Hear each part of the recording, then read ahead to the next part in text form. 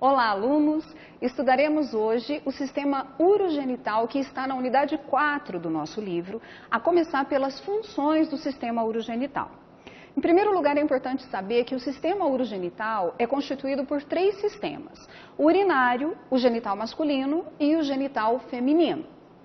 O sistema urinário é essencial à homeostasia corpórea, ou seja, ao equilíbrio interno do nosso corpo. Isso porque ele é considerado um sistema osmorregulador, que livra o organismo do excesso de água, sais minerais, toxinas, excretas nitrogenadas que podem ser tóxicas, como a ureia e o ácido úrico, metabólitos de vários hormônios e vários outros. Assim, o sistema urinário controla o volume e a composição do líquido intracelular, do líquido extracelular e do sangue, fazendo isso por meio da excreção de algumas substâncias e reabsorção de outras. Isso requer um intenso processo de filtragem. Além disso, ele atua indiretamente sobre o volume do sangue, influenciando o controle da pressão arterial, por exemplo. Portanto, esse sistema não tem só a função de formar urina, como muitas pessoas pensam, mas ele regula a quantidade de líquidos corpóreos e, por isso, nós dizemos que ele é um sistema vital. Já os sistemas genitais masculino e feminino, eles atuam em conjunto para permitir a continuidade da vida por meio da reprodução. Para desempenhar essa função, ambos os sistemas precisam produzir hormônios, inicialmente para dar as características sexuais secundárias. Quando eu falo desses hormônios no genital masculino, eu me refiro à testosterona. E quando eu falo em hormônios no genital feminino, eu estou falando do estrógeno e da progesterona. Além dessa produção de hormônios, os genitais precisam formar gametas. No caso do sistema genital masculino, é o espermatozoide, e no feminino é o ovócito. Antes nós chamávamos de óvulo, tá? Ainda é necessário que esses sistemas possibilitem a passagem desses gametas pelos genitais até que ocorra o encontro desses gametas por meio da cópula. A cópula é o ato sexual propriamente dito. Adicionalmente, o sistema genital feminino, ele também permite a gestação. Também permite o trabalho de parto e, se a fecundação não ocorrer, o sistema genital permite que os produtos menstruais sejam drenados. Divisões do sistema urogenital. O sistema urinário é dividido em órgão uropoiético, órgão uroarmazenador e órgãos condutores. Os rins são os órgãos uropoiéticos, pois a função deles é produzir a urina a partir da filtragem do sangue. A bexiga urinária armazena a urina até a sua eliminação. Já o ureter e a uretra conduzem a urina, respectivamente, dos rins até a bexiga urinária e da bexiga ao meio externo. Estudaremos agora os órgãos do sistema urinário. Em posição anatômica, como se fosse em mim, essa seria a posição dos nossos rins. Então, nós temos 2 órgãos. Então é um órgão par, né, o rim. Ele tem aproximadamente essa forma de feijão aqui que nós podemos enxergar. A parte superior dele recebe o nome de polo ou extremidade superior e ela é mais arredondada do que a extremidade inferior. Perceba como é diferente, ela é menorzinha e a superior é mais arredondada. Os rins apresentam também a margem lateral, que é maior, e a margem medial. A margem medial ela é côncava na região central, convexa nas extremidades, e desta margem medial emerge a região chamada hilo dos rins, ou hilo renal. Hilo é essa abertura, essa fenda por onde as estruturas entram e saem dos rins.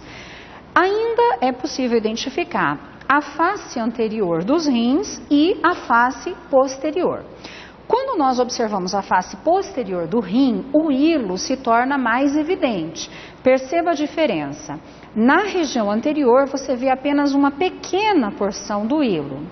Quando olhamos a face posterior, a abertura ela se torna bem mais evidente e você consegue inclusive diferenciar os elementos que entram e saem pelo hilo renal.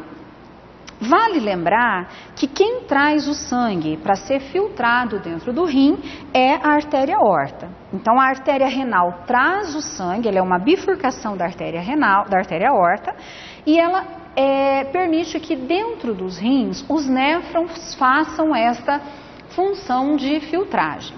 Quando nós cortamos os rins, como foi feito nesta peça aqui, é possível nós identificarmos regiões centrais em formas de gomos que constituem a pirâmide renal. Na verdade, cada gominho desse daqui é uma pirâmide renal e essas pirâmides se localizam numa região central do rim que recebe o nome de medula renal. Em contrapartida, a borda externa do rim é o córtex. Então, os néfrons que fazem essa filtragem, eles estão distribuídos em todo o interior do rim.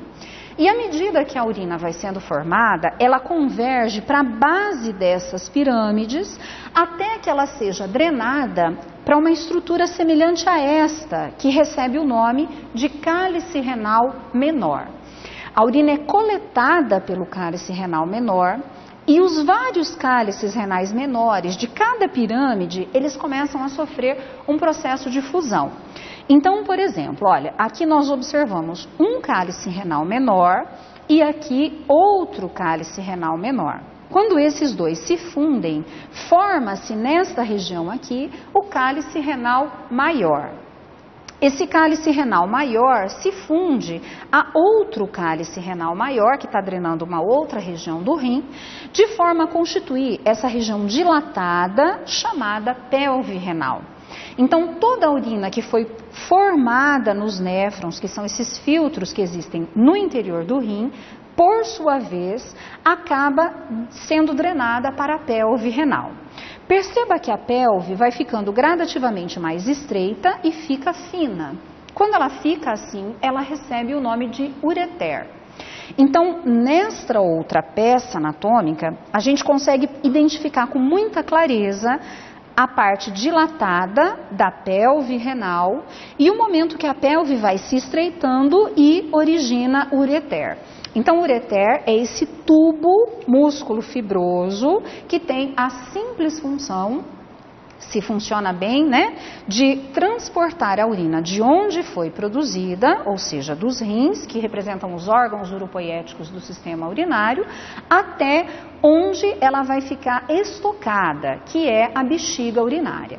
Essa aqui é uma bexiga urinária masculina. Ela está associada à próstata, que é essa estrutura arredondada, e às glândulas seminais produtoras de líquido seminal. Uma bexiga feminina é identificada para vocês nesta outra peça. Esta peça está em glicerina, por isso a coloração dela é um pouquinho mais escura, e essa peça aqui está em formol, então o formol deixa com essa coloração um pouquinho mais clara. A bexiga, ela nada mais é do que um saco muscular, ó. Ela é feita de músculo liso e quando o ureter vai drenando a urina, ela vai gradativamente se distendendo até o máximo da sua distensão.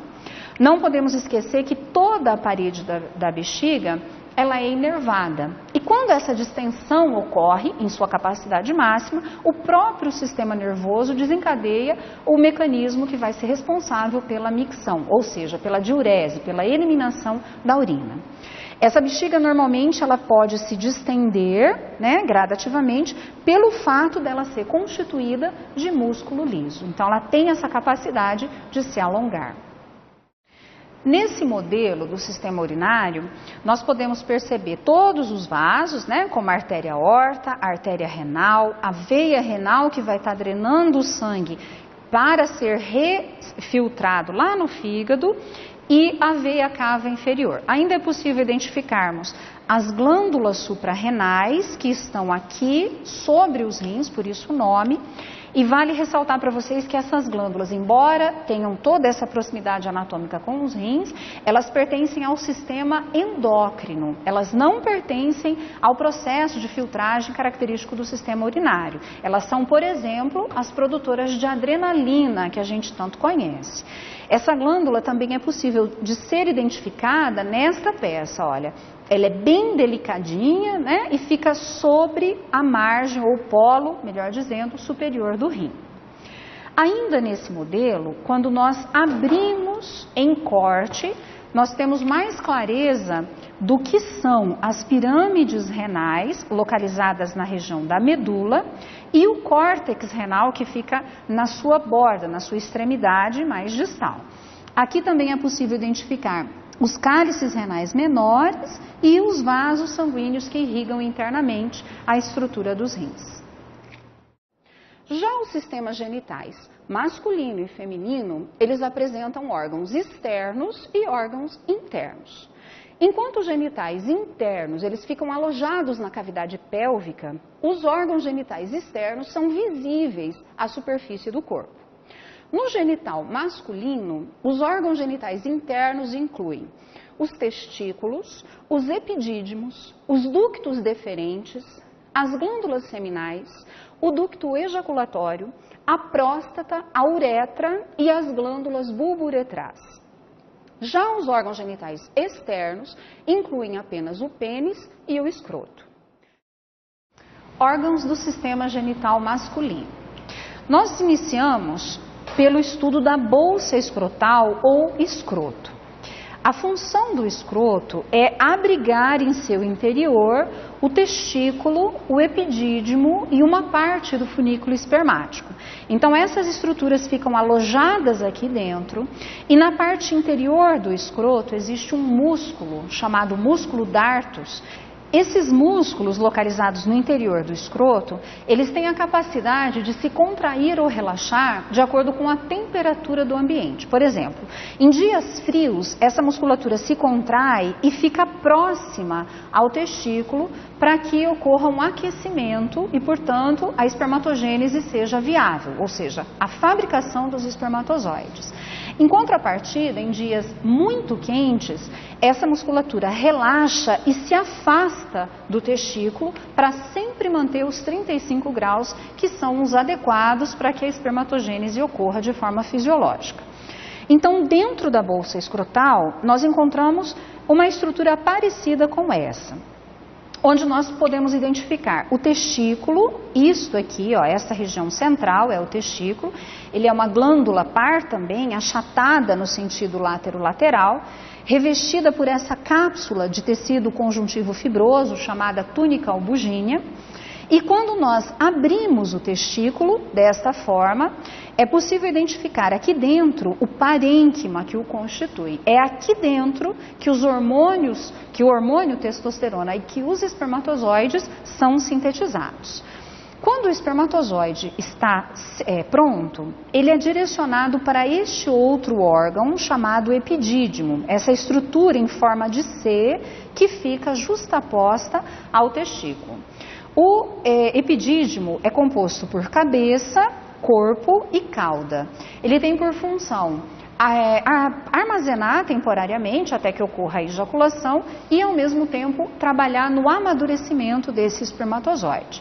Quando isto ocorre e vai a ejaculação ser desencadeada, o espermatozoide deixa o epidídimo pela cauda do epidídimo tem continuidade o ducto deferente. Esse ducto permite que o espermatozoide suba até encontrar a próstata.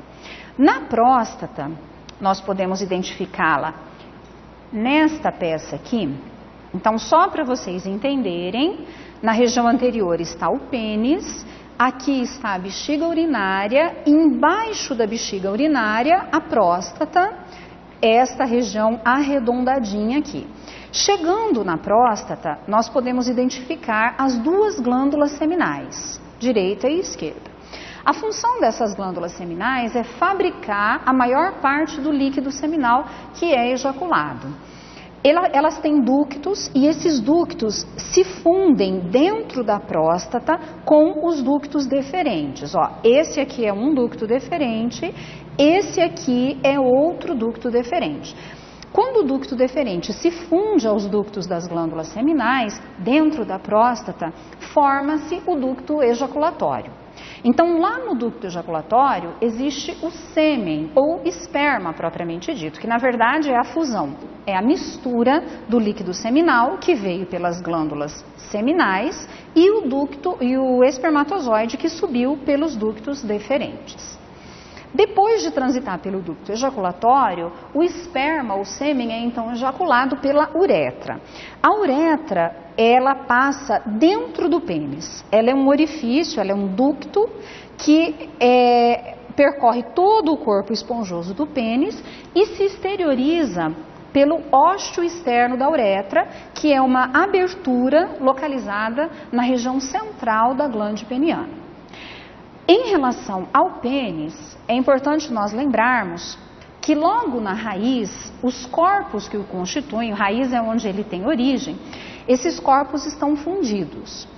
Ele é composto por estruturas eréteis que se engurgitam de sangue e permitem que ele saia do estado de flacidez para o estado de ereção a partir do enchimento vascular, ou seja, de uma vasodilatação que esses corpos cavernosos e esponjosos vão sofrer durante o período de ereção.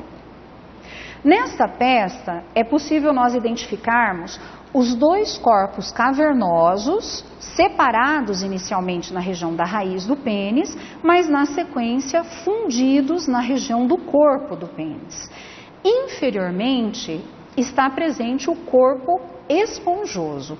A uretra passa dentro do corpo esponjoso, trazendo não só o sêmen, mas também a urina. Então, ela pertence tanto ao sistema urinário quanto ao sistema genital masculino. Vale lembrar que o corpo esponjoso do pênis se dilata e constitui a glande peniana, que é essa extremidade mais dilatada que contém o ósseo externo da uretra. No sistema genital feminino, os órgãos genitais internos incluem os ovários, as tubas uterinas, o útero e a vagina. Já os órgãos genitais externos são chamados em conjunto de vulva ou pudendo feminino e também incluem estruturas como o monte do púbis, os lábios maiores e menores do pudendo, o clitóris, o bulbo do vestíbulo e as glândulas vestibulares maiores e menores. Essas estruturas externas, de uma forma geral, elas servem para orientar o fluxo da urina, evitar a entrada de material estranho no trato urogenital e também atuam como tecido sensitivo e erétil durante o período de excitação e durante a relação sexual. Como nós vimos, tanto o sistema genital masculino quanto o feminino apresentam órgãos internos e órgãos externos. Os órgãos internos do sistema genital feminino são 4. Um par de ovários, que nós podemos observar aqui, um par de tubas uterinas, o útero, que é um órgão ímpar, e a vagina, que é um órgão interno, ao contrário do que muitas pessoas pensam. Os ovários, eles têm a função de produzir o gameta feminino, ou seja, o ovócito, e liberá-lo uma vez ao mês quando ocorre a ovulação. Ele também é responsável pela síntese dos hormônios sexuais femininos que dão as características sexuais femininas, ou seja, ausência de pelos, voz mais fina, ossos e músculos menos fortes, menos robustos do que os dos homens. Quando ocorre a ovulação, o ovócito eclode a parede do ovário e se destina à tuba uterina. Então, essa porção da tuba, que recebe o nome de infundíbulo, onde existem essas franjinhas aqui, cujo nome são fímbrias, elas são responsáveis por captar captar esse ovócito. O ovócito, então, penetra o infundíbulo da tuba e vem nessa região mais dilatada, que vocês podem observar, chamada ampola. Então, o ovócito é capaz de permanecer na ampola da tuba uterina por aproximadamente até 48 horas, esperando que o espermatozoide o fecunde. Se isso ocorrer, o espermatozoide fecunda então o ovócito, forma uma célula ovo, o zigoto, e ele inicia um processo de divisão celular, transcorrendo toda a tuba uterina, ou seja, sai da ampola, vem pelo istmo da tuba uterina, até chegar nesta porção da tuba que tem conexão com o útero. Então ele faz um processo de nidação e migração, ele se lança dentro do útero, que tem uma cavidade, como nós podemos observar nessa peça, aberta aqui. Então, a célula já fecundada, ela vai se fixar no interior da cavidade uterina e aqui ela permanece durante todo o período gestacional, que na espécie humana gira em torno de 38 a 40 semanas. Se isso não ocorrer, ou seja, se o ovócito aguarda aqui o período médio de 48 horas e o espermatozoide não o fecunda, ele é degenerado e todo o preparo que o útero sofreu para receber esse óvulo fecundado, ou seja, o espessamento do endométrio, essa camada interna aqui do útero, ele vai descamar sobre a forma de menstruação. Então, todo o fluxo menstrual sai do útero e percorre a vagina, que é essa estrutura muscular localizada logo abaixo. Então, vamos voltar um pouquinho em relação ao útero. Esse aqui é o órgão ímpar, né? Considerado o órgão especial para abrigar e proporcionar as condições gestacionais para o desenvolvimento embrionário. Essa porção superior arredondada dele é o fundo do útero. A sua maior estrutura aqui é o corpo do útero, face anterior e face posterior. E essa estrutura abaixo, que é possível visualizar melhor nesta peça aqui, é o colo do útero. Então, repetindo, corpo do útero, fundo do útero, corpo do útero e colo do útero. Perceba que dentro do corpo existe a cavidade uterina, onde eu disse que o embrião fica até completar o período gestacional, e que entre o corpo do útero e o colo existe um estrangulamento que recebe o nome de istmo.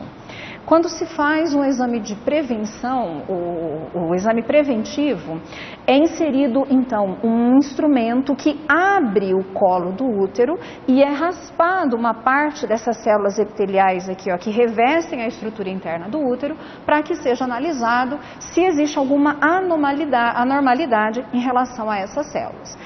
E você pode imaginar também que depois que o bebê completou o seu período gestacional, é exatamente pelo colo do útero e pela vagina inferiormente que o bebê vai ter que passar se o parto de escolha for o parto natural ou normal.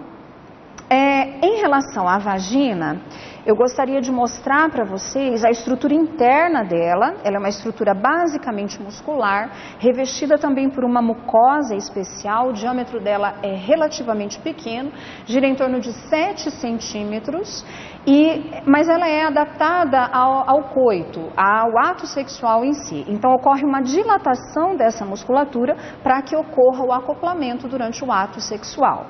Internamente, ela apresenta essas rugas vaginais que também melhoram o acoplamento durante o ato sexual e possibilitam com maior garantia que o espermatozoide tenha acesso ao óvulo que estará lá na ampola da tuba uterina.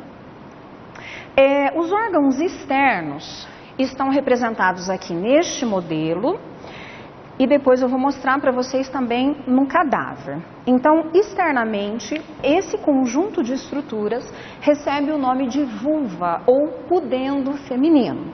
Inclui o monte do púbis, que é esta elevação que fica logo acima da sínfise púbica e apresenta pelos púbicos após a puberdade, os lábios maiores do pudendo, os lábios menores do pudendo, o clitóris, o bulbo do vestíbulo e as glândulas vestibulares. Eu gostaria de mostrar a posição anatômica para vocês do útero, das tubas uterinas e dos ovários. Então percebam, aqui logo atrás da bexiga, essa estrutura é a bexiga urinária. Então olha, vou voltar para que você possa entender melhor. Esta região é o monte do púbis, fica acima dos ossos púbis. Atrás dos ossos fica a bexiga urinária e logo atrás da bexiga urinária o útero, tá? Aqui é o fundo do útero, como nós vimos há pouco. Essa estrutura tubular aqui são as tubas uterinas que vão ficar justapostas aos ovários, ó. Então aqui está o ovário direito e esquerdo.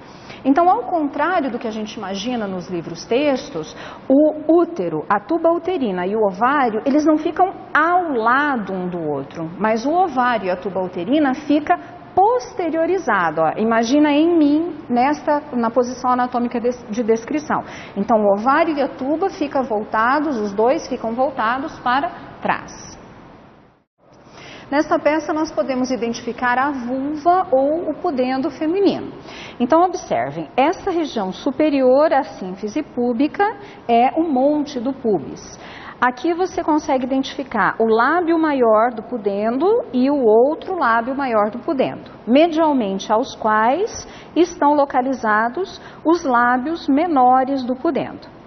Essa região superior aqui, bem exatamente onde foi feito o corte sagital mediano, incide sobre o clitóris. O clitóris, assim como o bulbo do vestíbulo, que fica localizado nesta região aqui, entre os lábios menores, na verdade são duas estruturas eréteis relacionadas ao engurgitamento sanguíneo que ocorre na vulva durante o período de excitabilidade sexual.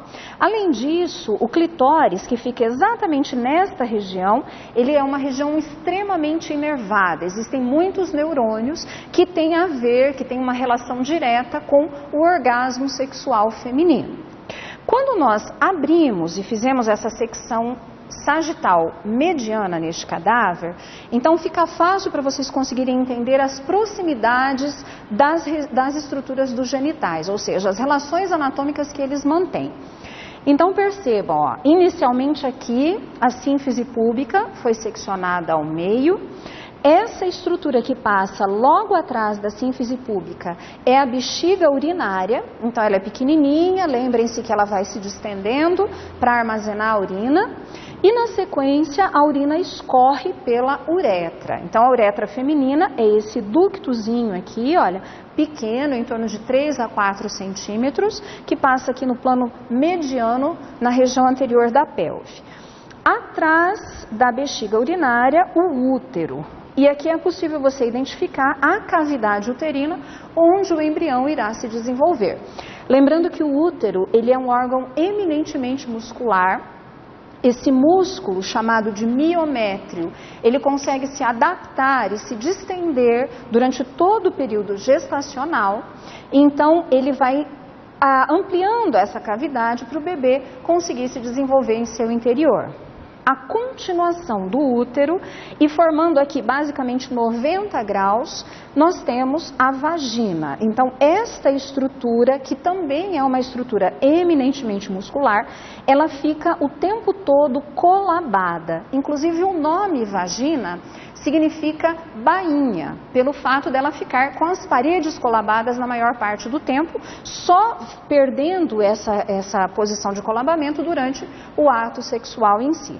Então, ela forma essa angulação aqui com o útero, fazendo com que o útero seja antivertido, virado para a região anterior do corpo, até para proteger e para evitar a ocorrência de um aborto, né? Se o útero ficasse a 90 graus, a 180 graus aqui, ó, com a vagina e não a 90 graus, a possibilidade de um descolamento de placenta ou mesmo do embrião durante o desenvolvimento seria muito maior. E também vale observar a relação anatômica posterior com o reto e o ânus aqui posteriormente, o canal anal.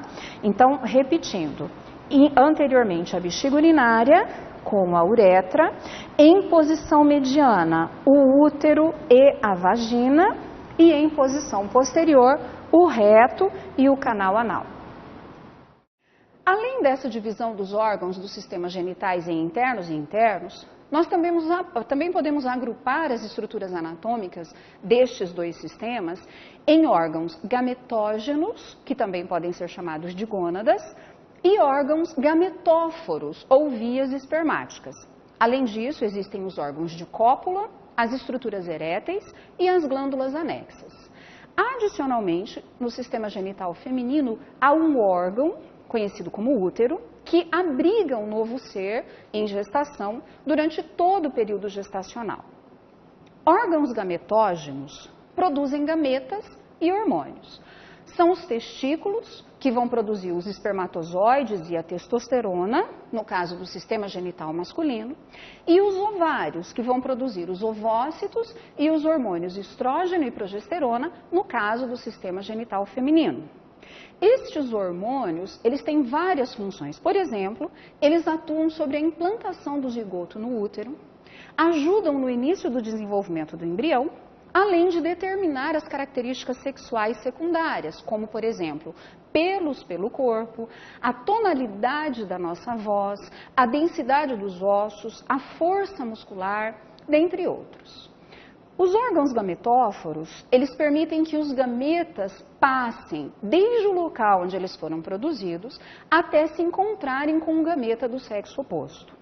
Estes órgãos incluem os testículos, os epidídimos, os ductos deferentes, o ducto ejaculatório e a uretra, quando eu falo do sistema genital masculino. E para o sistema genital feminino, nós estamos falando basicamente das tubas uterinas. Os órgãos de cópula estão relacionados ao ato sexual propriamente dito. São eles o pênis e a vagina. As estruturas eréteis são formadas por um tecido totalmente especial, que tem a capacidade de se encher de sangue para aumentar de volume e, consequentemente, esse aumento de volume melhora o acoplamento durante a cópula. São os corpos cavernosos e o corpo esponjoso do pênis, quando eu me refiro ao sistema genital masculino, e no feminino também tem órgãos eréteis, são o clitóris e o bulbo do vestíbulo. As glândulas anexas, elas têm a função de produzir secreções que vão facilitar o coito ou a progressão dos gametas nos órgãos gametóforos.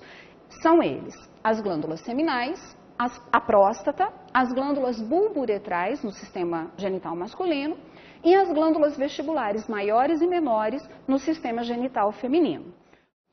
Quando falamos sobre o sistema genital masculino, é necessário esclarecermos um pouquinho a respeito da ereção e da ejaculação. A ereção é um fenômeno onde ocorre o enrijecimento do pênis, ou seja, ele sai do estado de flacidez para o estado de ereção. Isso é necessário, já que ele é o órgão de cópula, e ele precisa entrar em contato com o genital feminino. Normalmente, a ereção é desencadeada por dois estímulos, ou um estímulo físico, como o toque, por exemplo, ou um estímulo psíquico. Um pensamento relacionado à sexualidade, por exemplo, pode desencadear a ereção. Ambos os estímulos ativam o sistema nervoso autônomo parasimpático. Quando isso ocorre, esse sistema nervoso autônomo parasimpático libera substâncias que são vasodilatadoras. Essas substâncias vasodilatadoras fazem com que os vasos se dilatem e mais sangue flua e, consequentemente, encha os tecidos eréteis dos corpos cavernosos e do corpo esponjoso do pênis, desencadeando a ereção. A ejaculação. Ejaculação é o fenômeno no qual o homem elimina o sêmen para o meio externo. Isso ocorre por meio do ósseo externo da uretra. Normalmente, ela ocorre em duas situações também, ou no momento do orgasmo ou durante o sono. Quando ocorre durante o sono, nós damos o nome de poluição noturna. Ao contrário da ereção, que é desencadeada pelo sistema nervoso autônomo parasimpático, a ejaculação é desencadeada pela ativação do sistema nervoso autônomo simpático. Esse sistema nervoso simpático, ele também vai atuar sobre os vasos, mas ao invés de uma vasodilatação, ele desencadeia uma vasoconstrição arterial. Isso faz com que o fluxo de sangue para os tecidos eréteis do pênis vá gradativamente diminuindo e faz também, na sequência, com que o pênis volte ao seu estado de flacidez. peritônio na cavidade pélvica. O peritônio, que reveste a parede da cavidade abdominal, ele desce e continua até a cavidade pélvica, mas ele não chega até o assoalho pélvico. Ele se curva sobre as vísceras pélvicas, fazendo com que elas normalmente fiquem abaixo do peritônio, exceto os ovários e as tubas uterinas, como vocês podem ver na imagem. Além disso, o peritônio se comporta de maneira diferente no homem e na mulher, devido à diferença de organização dos órgãos pélvicos.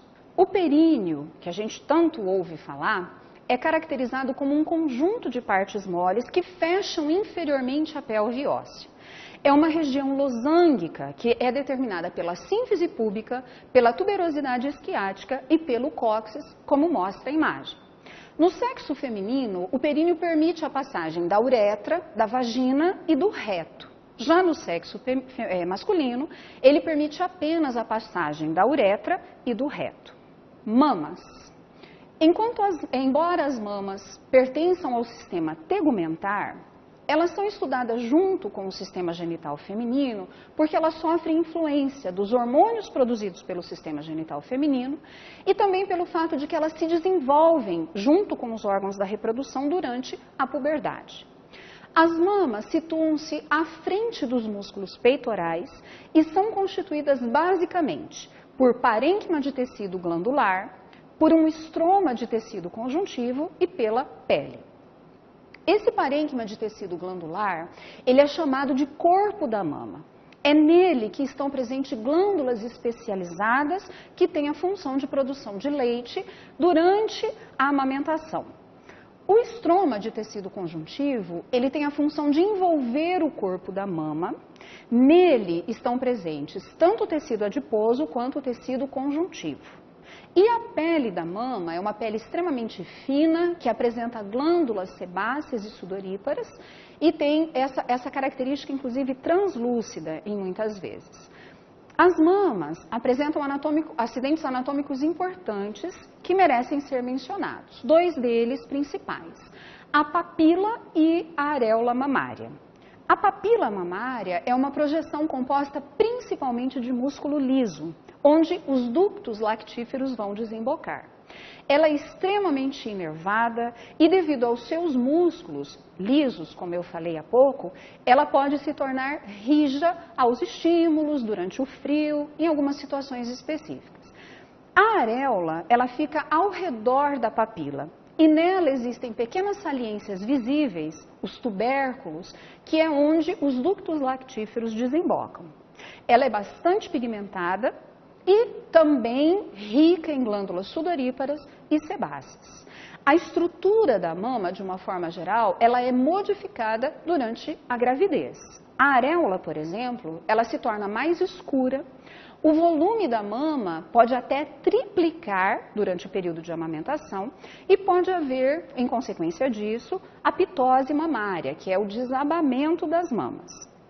No homem, normalmente as mamas, embora existam e com a mesma estrutura, o que diferencia é basicamente a quantidade de glândulas mamárias, por isso elas são pouco desenvolvidas. Todavia, tem uma condição patológica chamada ginecomastia, onde as mamas masculinas passam a se desenvolver e muitas vezes precisam, inclusive, ser removidas cirurgicamente.